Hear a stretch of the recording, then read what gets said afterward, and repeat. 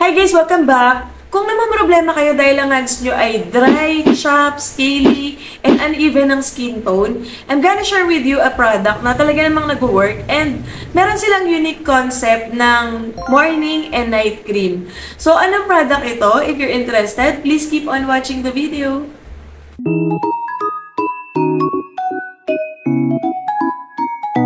Hi guys, I'm Rika G and this is Rika G channel. Welcome back for another vlog, and before I start, please subscribe to my channel and click the notification bell below for you to be notified whenever I upload new videos. If you're new on this channel talks about lifestyle, tips, tutorials, and reviews.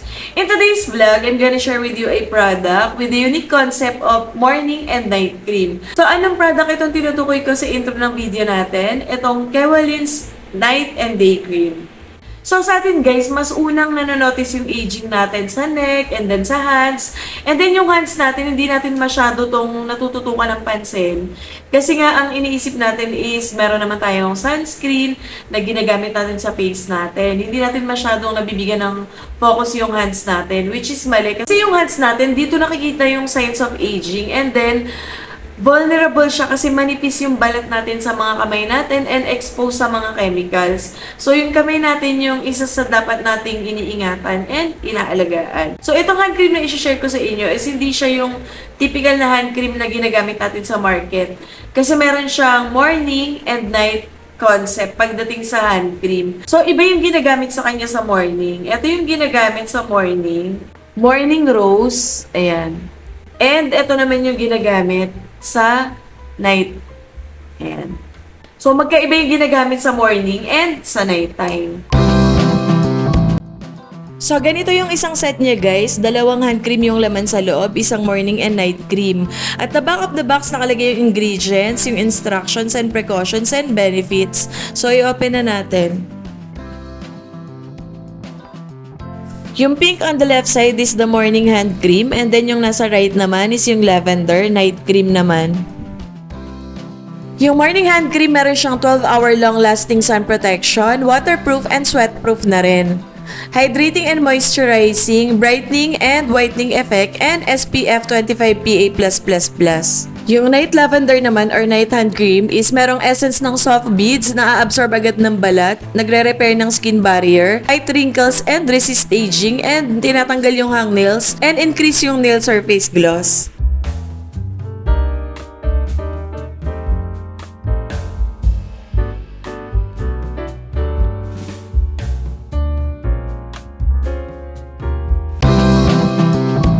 So, next naman natin guys is kung paano siya gamitin. Papakita ko kung paano siya gamitin kasi nga dalawa siya. Meron siyang for morning and meron ding for night.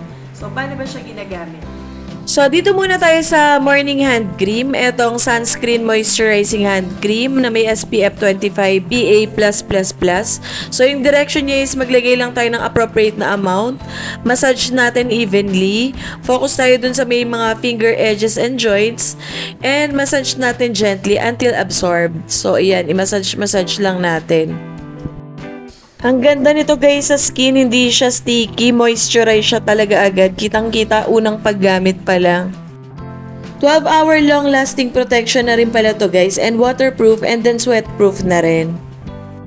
So for night hand cream naman, ito naman yung pagtapos ka na sa mga routine mo sa sarili mo, ito na yung gagawin mo before ka matulog.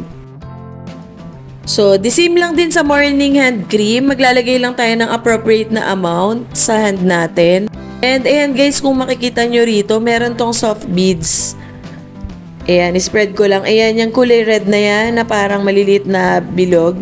Spread natin siya. So, this one naman guys, repair and anti-wrinkle, dual action naman siya.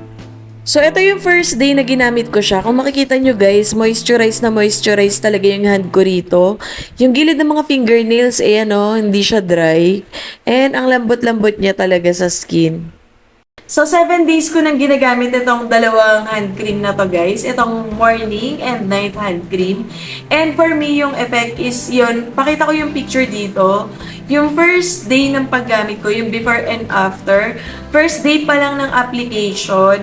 Meron kasi ako dito sa mga sides na para siyang nagbabalat. So, yung may pagka-scaly, ayan o, natanggal siya. Tapos, moisturize siya talaga. Ayan o. Ayan.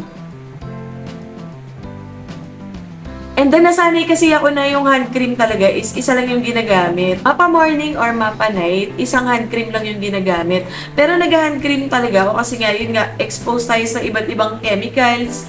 Lalo na nung panay tayo lagay ng alcohol, nagda-dry talaga yung hands natin. So, yun, kailangan natin itong separate na hand cream.